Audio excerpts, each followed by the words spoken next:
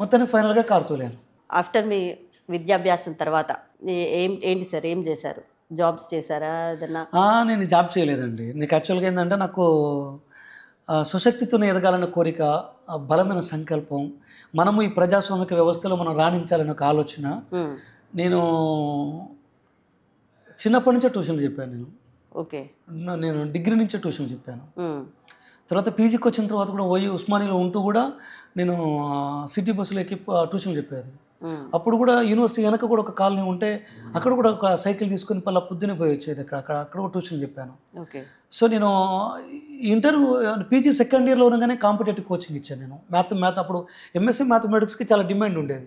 Okay. MSc mathematics నా juniors ఉన్నారు నా స్టూడెంట్స్ అప్పుడు, అంటే నేను సీనియర్గా ఉన్నప్పుడు.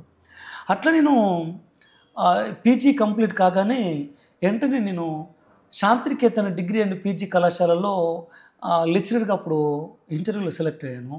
ఓకే. అప్పుడే నేను అక్కడ మిర్యాలగూడలో ఒక Shri Ramanujan IAS study circle coaching centre అక్కడ ఎస్టాబ్లిష్ చేశాను. మీ ఊరా సార్ అది? నేను పుట్టింది హుజూర్ నగర్ దగ్గర రాయనిగూడెం గ్రామ పంచాయతీ ఉండేది. ఇప్పుడు మా ఊరే గ్రామ పంచాయతీ అయింది. అక్కడ చేలలో చెప్పాను కదా మీకు ఆ ఇండ్లు కనుక. అవునవును.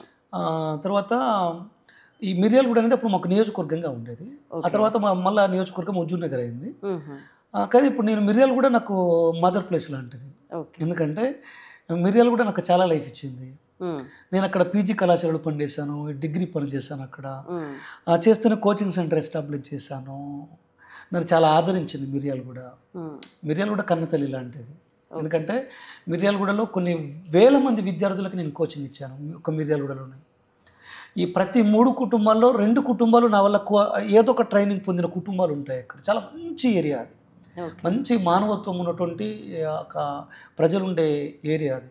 మంచి హ్యుమానిటీ ఉంటుంది అక్కడ కనుక.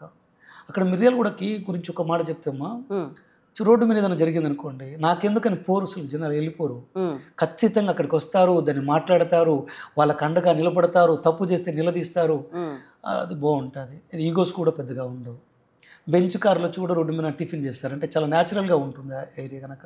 నేను అక్కడ వేల మందికి కాంపిటేటివ్ ట్రైనింగ్, చాలామంది నా వాళ్ళ జాబ్లో వచ్చిన ఉన్నారు. ఇండియా ఫస్ట్ ర్యాంకులు, స్టేట్ ఫస్ట్ ర్యాంకులు చాలా ఉన్నాయి అక్కడ.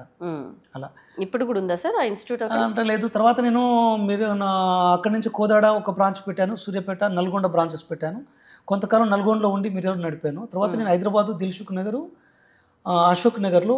అశోక్ నగర్ సివిల్స్ కోచింగ్ ఇచ్చేది. నేను సీసాట్ ఇస్తాను, ఎక్స్క్లూజివ్ ఫర్ సీసాట్. నేను అశోక్ నగర్లో ఉంటుంది నాకు. ఇక్కడ ఎస్ఐ కానిస్టేబుల్, మిగతా అర్థమెటిక్, రీజనింగ్, చాలా కాంపిటేటివ్ ఎగ్జామ్స్కి పనిచేస్తాను. ఇక్కడ నడుపుతూ కూడా మిర్యాలగూడ చాలా సంవత్సరం నడిపాను. అంటే అక్కడ మనకు లైఫ్ ఇచ్చిన ఏరియా కదా అని అక్కడ నడిపించేది. గవర్నమెంట్ వచ్చిన తర్వాత నేను గవర్నమెంట్ రావడానికంటే ముందు, ఎన్నికల ప్రచారానికంటే ముందు క్లోజ్ చేశాను. ఇంకా తర్వాత మనం ఓపెన్ చేయలేదు.